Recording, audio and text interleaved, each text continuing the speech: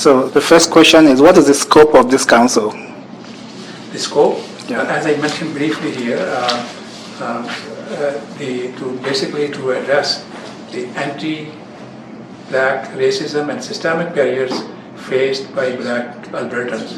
This is to address these issues, right, and also to help improve the social and economic well-being of Black Albertans.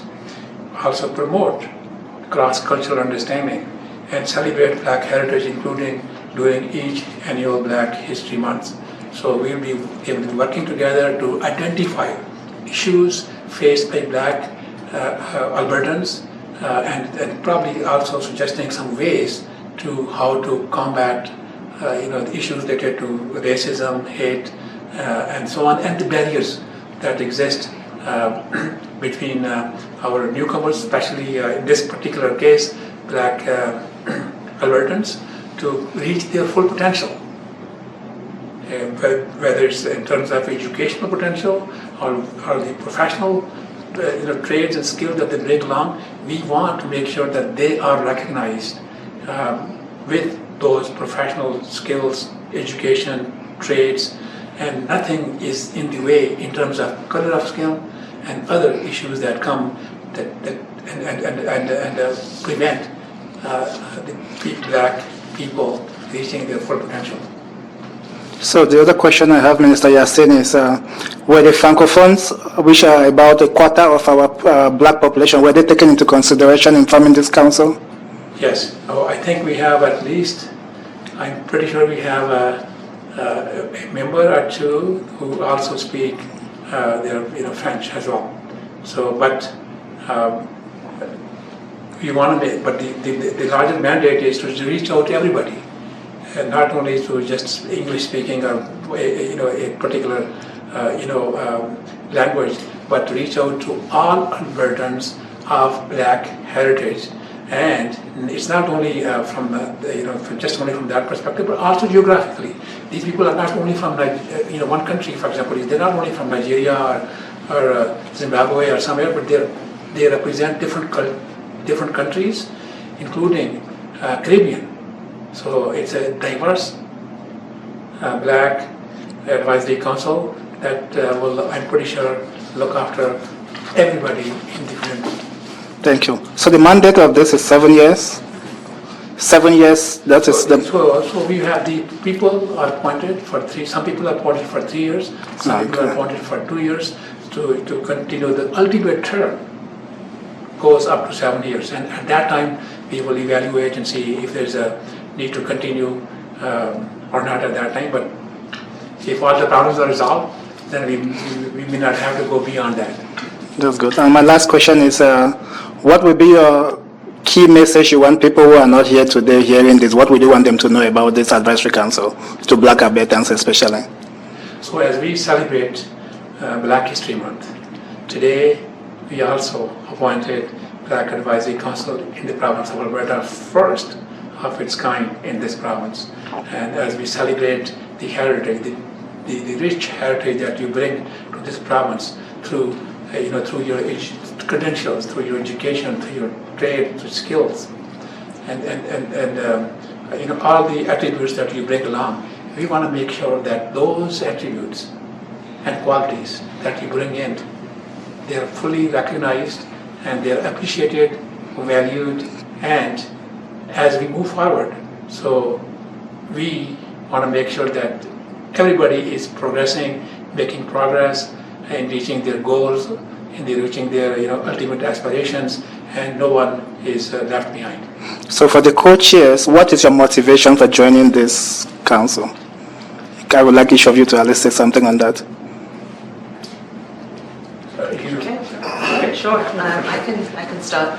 As a Black person, an immigrant, originally from Sierra Leone, but moved to the UK and then to Canada, I have experienced being an immigrant twice, and the challenges that come with being an immigrant, the challenges you come with, like Minister Yaseen has been saying, credential recognition, getting into your field of studies.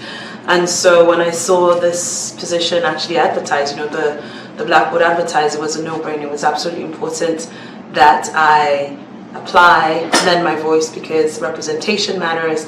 and it's important that if you're not at a table, then your needs are not addressed. So it's important to actually be at the table so that your needs can be addressed. And also in my everyday work at CRIAC, we support other internationally trained professionals, not just Black professionals, but so for me it was a no-brainer to bring my lived experience, my expertise, and my passion, for Black people, for advancing, the rights, possibilities of Black people, and also to give us the opportunity to kick the door down. Because oftentimes it's important that that opportunity is also provided to Black people. So thank you. Thank you. Mr. Yusuf, what's your motivation for joining this very first of its kind committee? My motivation is I'm passionate about this work. So I live in rural Alberta, precisely Medicine Hat. I've been there for 18 years. And so when I moved there, I noticed a gap in inclusion work in that region. So I started an organization and bringing people from different countries together. And so over the course of 18 years, I've interacted with many people of African descent, Blacks in the community, and I'm very familiar with some of the challenges that people face in rural Alberta, but also across the province. I've connected with so many people. I'm a consultant by profession, so I help many people build their businesses, and I do intercultural education. So over the years, I've met so many people who have are actually looking for ways to be included in society. So when I heard about this opportunity, it actually motivated me to jump on board and be a part of this council. So I feel honored given this opportunity to do that, because I feel like it's an opportunity to continue this work of fostering inclusion for newcomers across the province. So and especially Black Albertans. So I'm excited about that. Anything else? I have a question. Now, you said something about kicking the door down, and this is questions that has to do with a lot of challenges that not just our organization, but a lot of organizations in Calgary and in Alberta are facing. For example, when we do Black History Month, the African and Caribbean food is an essential part of the celebration.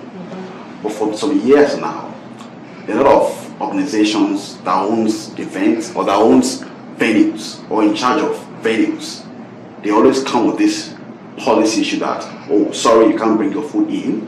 And that I've experienced personally back to back that even this year I have to get involved, the Premier's office and the Mayor's office of C3. And the venue still insists that no, it's either you use this preferred caterer or not. It became so much heated. So talking about kicking the door and the policy, to what extent is this organization, this council has a policy on how to challenge these so-called white privilege organizations? Because it's becoming frustrating, and it's either you take their food, which is not culturally appropriate for our food, or nothing. So what power the minister, and also how can we address this issue of kicking on these policies?